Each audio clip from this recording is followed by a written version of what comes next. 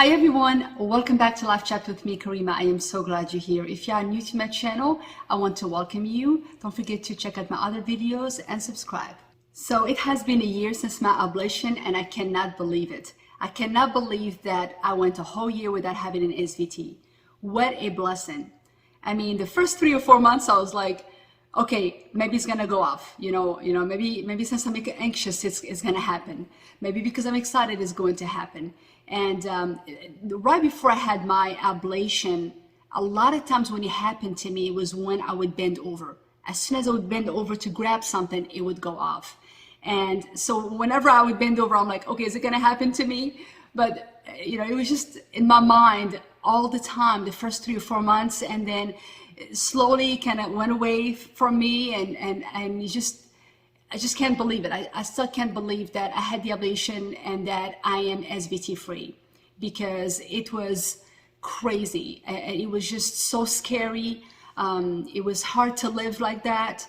And two things that really happened to me that made me make the decision was in 2013, I applied for a Mrs. Georgia pageant.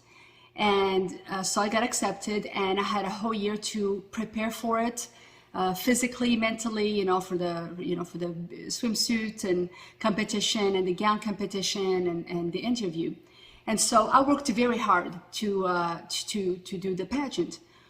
When I got there, obviously I was very anxious, and we were about to do like an open number to open the show, pretty much. And so we were dressed up like in these black dresses, and we, myself and all the other contestants, we were supposed to do a dance.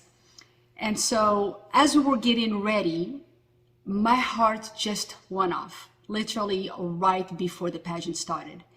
And I was like, oh no, I can't believe this is happening. And so I did exactly what my doctor told me at the time. He was like, just lay down, put your legs up against the wall, the blood will come back to your heart and you should stop.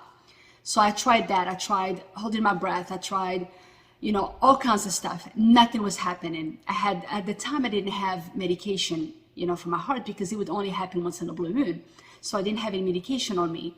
And there was a girl that was there. She was a good friend of ours that was helping me, put my makeup on and things like that. And I told her, I said, I just have a tachycardia. I don't know what to do. But she's like, well, maybe you just don't do it. Don't do the pageant. I'm like, no, I can't. I mean, I've worked so hard to be here. I have to do it. So I get on stage and I'm starting to feel a little bit lightheaded. I'm starting to feel cold, because when your heart starts beating so fast, you just get cold and you feel like you're going to pass out. And in my mind, I'm like, you can't do this. You just have to go through this and finish this pageant. The whole thing was like 3.5 hours long. And the whole time my heart was probably over 200. So I went through the dance, I went through the swimsuit competition, I went through the gown competition, I went through the interview. And at the end, I received first runner-up, which I'm glad I didn't win, because I would probably literally pass out and have a heart attack right there. But I was really scared that I was going to have, a cardiac arrest or something, because my heart was going fast for so long. And my family, after, the whole show was done, I'm like, I told my husband, I'm like, you have to take me to the hotel, like immediately. I have to lay down. And I went to the hotel, and it took a good 3 or 4 hours before my heart came back to normal. But my family, they were all like, we knew something was off with you. The whole time you were on stage, you were pale. And for you to be pale, it takes a lot. And, and we were like, we knew something was up, but we couldn't tell what it was, because you kept smiling, even though you were, even though something was wrong. And so I was like, I could not stop. I'm like, I couldn't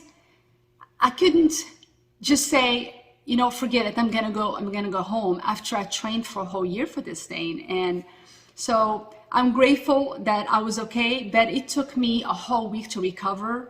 My heart was so sore from going so fast. It was awful. But on the way, when I came back to home, I went straight to my cardiologist, and he did like a stress test and ultrasound, I think a CT and different exams, and nothing. He couldn't find anything wrong with me. I'm like, of course. So that's when, and that's when I started having more and more episodes.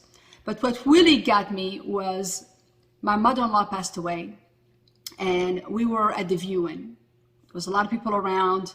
I was talking to everybody, you know, everybody was crying, and I was crying. And anyway, I was sitting there talking to somebody, and all of a sudden my heart went off. Bam. I'm like, not now. So I was hoping it was going to go away eventually within a couple hours. Well, it didn't. You know, I got home to my mother-in-law's house. I went straight upstairs to our room, and I laid down the whole time, and it just would not stop. It was at over 200. And about 6 hours into it or so, it finally went back down to like 170. And then it went back down to 150. And I tried again everything. And at that time, I did have metropolol, so I went ahead and took 2 of them, hoping it would help. And nothing helped. So I was like, I'm just gonna try to go to sleep. Hopefully by the time I get up, it will go away. Because we had the funeral the next day. Well, it didn't go away. It was still there. And my heart was just broken because I wanted to be with my husband so bad. I was like, I want to be with him. I want to support him. This is important. You know, this is his mother that passed away. I need to be there. And I didn't know what to do. And so I grabbed my phone. I was like, I just need some prayers. And I made a post on Facebook. I was like, please pray for me. I want to go to the funeral with my husband, and I can't. I'm stuck in bed. It's been over 14 hours since I've had tachycardia, and it won't go away. Please pray for me. And so this lady that I know, she sent me a private message. She said, Karima, try this breathing technique. And so she told me what to do. I did it, and it went away. And I couldn't believe it. So everybody was already at the funeral. I told my husband, you just go. I'm sorry I can't be with you, but you're gonna have to go. So I was pale, white, shivering, sick to my stomach because I was exhausted from having, you know, this going on for 15 hours. And I put my dress on. I threw some makeup on the best way I can, and I showed up. I looked like a ghost. But I walked in anyway, you know, during the service, and I sat down next to my husband, and I'm like, I'm here. I don't know how long I'm gonna be here, but I'm here. And I was just exhausted. So we went through the funeral, and then I went home and rested again some more. But that happening, it was like, that's it, I'm done. You know, I need to find a solution to this stuff because this is just ridiculous, you know. So I know a lot of you are contemplating and getting an ablation. And again, please do your research. You know, don't believe what I say, do your research. Make sure you're in peace with the decision that you're gonna make because it's your life, it's your body, you know, not mine, not somebody else's. And so it is your decision to make. But I just had to make the decision to do that, and I'm glad I did. I am so grateful that I did because it literally saved my life. And it just such a blessing to be able to be somewhere, be on vacation, having something going on that's, you know, stressful. But I know nothing's gonna happen. I know the Lord got me, and you know, and I'm gonna be protected because I had this ablation. So I'm just grateful for the doctor that did the surgery. I'm grateful that I was able to have peace about it, and I hope and pray for any one of you, you know, who is thinking about having this, you know, this procedure done. I hope and pray that you will find relief soon, that you will find the right doctor, that you will be in peace within yourself. And, you know, I pray for a lot of you who comment on my channel, on my other videos that I did on the ablation and, you know, and the 6 months update as well. You know, anybody that comments, I try to respond immediately and, you know, trying to just give some word of encouragement to you guys because I know how it is. I've been through it. And, but I'm always here. I'm here if you need me. You can ask me anything. I will be happy to answer any questions that you may have.